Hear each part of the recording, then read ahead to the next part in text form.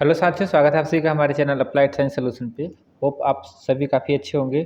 आज हम आप सभी को एमआई सेक्शन बी की एक बुक है जो काफ़ी कम मिलती है इंटरनेट पे, उसकी हम माइक्रो बुक लाए हैं जो आपको काफ़ी कम समय में पढ़ के टर्मिनोलॉजी को समझने की काफ़ी अच्छा इंपॉर्टेंट साबित हो सकती है। ठीक है, तो ये जो है आपका हाई वोल्टेज इंजीनियरिंग है and power operators electrical engineering का सब्जेक्ट है। काफ़ी कम लोग इस चीज़ को चुनते हैं, लेकिन उसी में से हमने भी चुना हुआ था। तो हमने इस थोड़े से चैप्टर को पढ़े हुए थे जिससे हमारे सी ग्रेड आए थे। ठीक है, तो उन सभी चीज़ों का मैं यहाँ पे एक्सप्लेनेशन लाया हूँ ताकि आप भी आसानी से नंबर पा सकते हैं। हालाँकि हमने विदिन 2-3 दिन में बनाया था और फिर पढ़ा था। अगर आप पहले से पढ़ते रहेंगे तो आपको हो सकता है सी से अच्छा ग्रेड आ सकता है, बी और ए भी आ सकता है। क्योंकि हमने पूरे की चीज़ों का डेफिनेशंस लिखा हुआ है, उसी बेस पे आप और चीज़ों के आंसर को लिख सकते हैं। हर टॉपिक को हमने उस चीज़ को कवर किया हुआ है। ठीक है, तो होप ये चीज़ें समझ रहे होंगे। चलिए हम आपको आगे बताते हैं उस कंटेंट में क्या-क्या है। ठीक, जैसे कि आप 32 पेज का है, आप इसे नीचे डिस्क्रिप्शन लिंक से भी ले सकते हैं आप।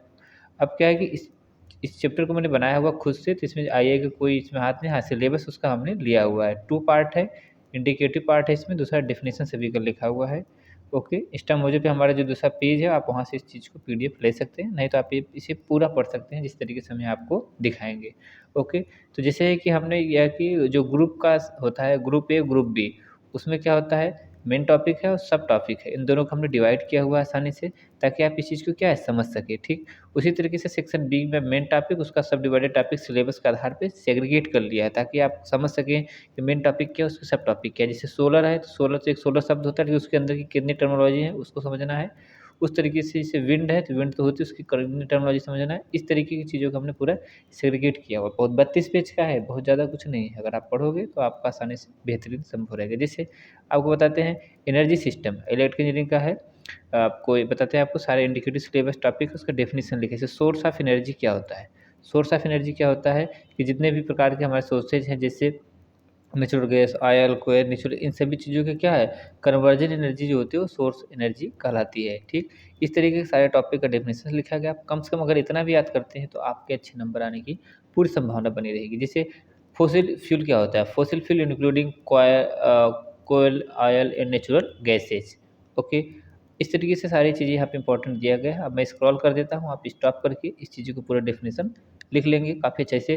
कंबसन इक्वेशन है, combustion equation the common called burning and substances the burn usually referred as fuel production and complete the combustion. इस फार्मूले को अगर आप रखे रहेंगे तो आपको क्या होगा, फुल्ली फ़ायदेमंद साबित होगा। ओके, तो कुल मिला के इस तरीके का, जिससे आपको लिक्विड एंड गैसियम फॉसिल है टॉपिक है, आपका मेन टॉपिक है, सिलेबस में दिया गया है। उस टॉपिक में फॉसिल गैसेज क्या है, जैसे नेचुरल गैस है, नेचुरल गैस की आपको फार्मूला परिभाषा पता होनी चाहिए। इतना मिनिमम आपको पता रहेगा तो आप अच्छे से नंबर ला लेंगे। ठीक, तो ये चीज़ें हमने बहुत सारे टर्म में 32 पेज तैयार किए हुए थे, या खुद पढ़े हुए थे। ठीक है, तो सारी की सारी चीज़ें गूगल से सहारा ली गई हैं ताकि सारे टर्मिनोलॉजी समझ में आ सकें, क्योंकि किताबें कम ज़्यादा होती हैं, काफ़ी पीस दिया होता है। जैसे combustion equation of petroleum and natural gases, इसके बारे में मेन फार्मूला ये है।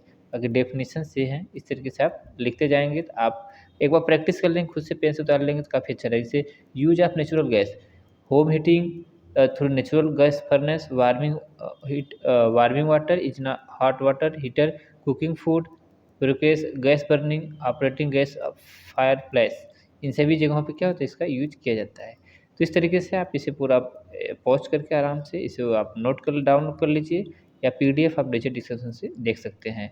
कंबाइंड गैस जनरेशन क्या है, उसका पूरा डेफिनेशन दिया गया है। क्या होता है, ये पूरी टर्मिनोलॉजी, आपको कोई भी टर्म नहीं छूटेगा, पेपर चाहे जैसे भी घुमा के देगा, आपको टर्मिनोलॉजी ज़रूर पकड़ में आ जाएगी। एफबीसी क्या होता है, जैसे fluidised bed combustion is a combustion technology used to the burn solid fuel.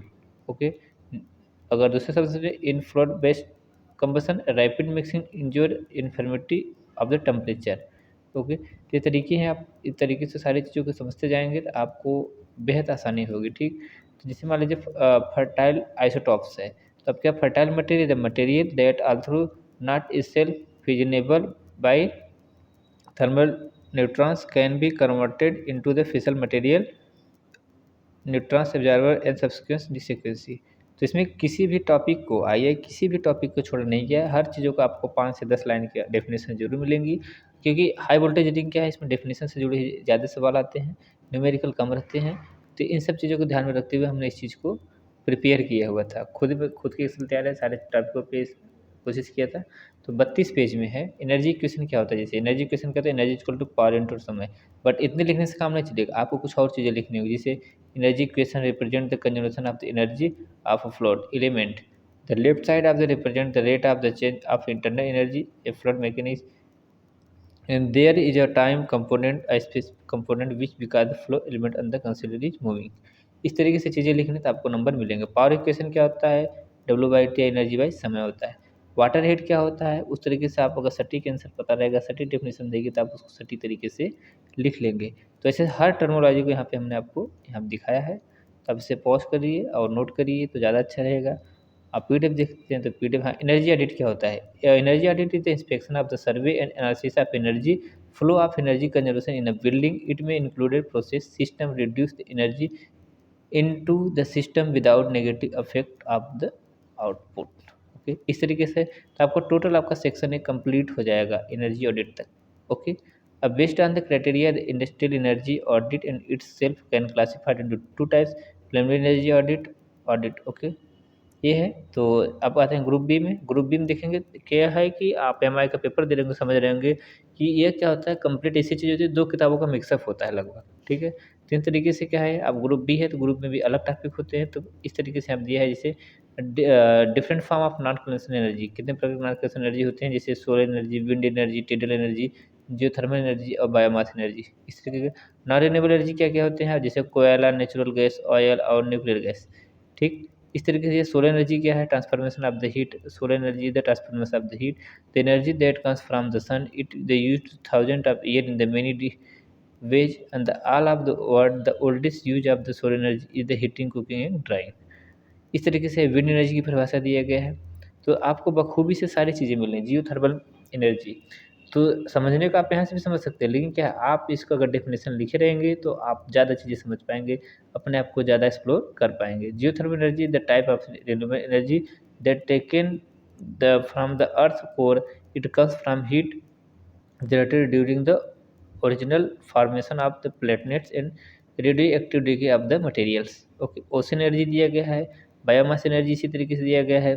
उसके बाद two types of non conventional energy conservation process है, एक डायरेक्ट कंजर्वेशन होता है, एक इनडायरेक्ट जो प्राइमरी टाइप का होता है वो इसमें दिया गया है, primary conservation to non electric conservation.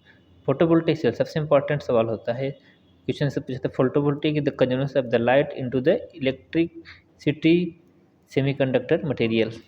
Okay, तो ये सब चीज़ें दिया गया है, फुल्ली है, फुल कॉन्फिडेंट है, कंटेंट मटेरियल है, आप देख पा रहे हैं।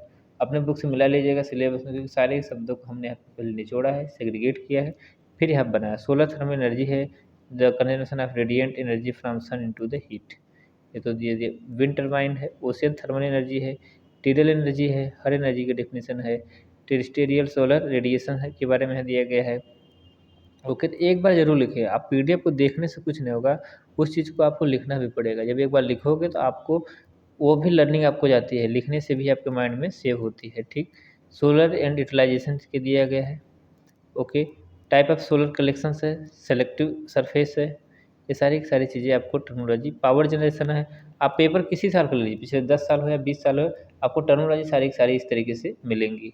आप इस तरीके से कोई और सब्जेक्ट का बना सकते हैं, हालाँकि और सब्जेक्ट का मुझे टाइम नहीं मिला था, खुद ही क्योंकि टाइप करने में समय जाता है या कट पेस्ट करने में काफ़ी समय जाता है, तो मैंने अपने नोट्स भी बनाए थे, सेल्फ स्टडी था। आप भी कर सकते हैं। कुछ सर्किट का भी ज़रूरत है, उसे भी आप अपना सेव रखिए माइंड में, ताकि वहाँ पे बनाएँगे तो आपके लिए ज़्यादा इफेक्टिव होगा। फोटोवोल्टेइक सेल के बाद यहाँ फोटो इलेक्ट्रिक इफेक्ट है, उसके बारे में दिया गया है यहाँ पे। वो देखिए विंड एनर्जी पहले डेफिनेशन थे, यहाँ पे कुछ और है, वो देखिए प्रिंसिपल ऑफ विंड पावर यहाँ पे दे रहे हैं आपको, पहले डेफिनेशन था, प्रिंसिपल है। विंड टरबाइन ऑपरेशन के बारे में है, स्टेट कैरेक्टरिस्टिक्स है, स्मॉल मशीन है, लार्ज मशीन है, उसके बारे में क्या है, जियोथर्मल एंड एक्सेल है, origin type of the geothermal के ओरिजिन कहाँ से कैसे है। ओके, इस तरीके से दिया गया। वेपराइज डोमिनेशन सिस्टम है, लिक्विड डिटरमिनेंट सिस्टम है, फ्लैश स्टीम टाइप है, ओशन टेम्परेचर डिफरेंस है। तो सारी की सारी टर्मिनोलॉजी आपको यहाँ पे समझ आएगी, ठीक।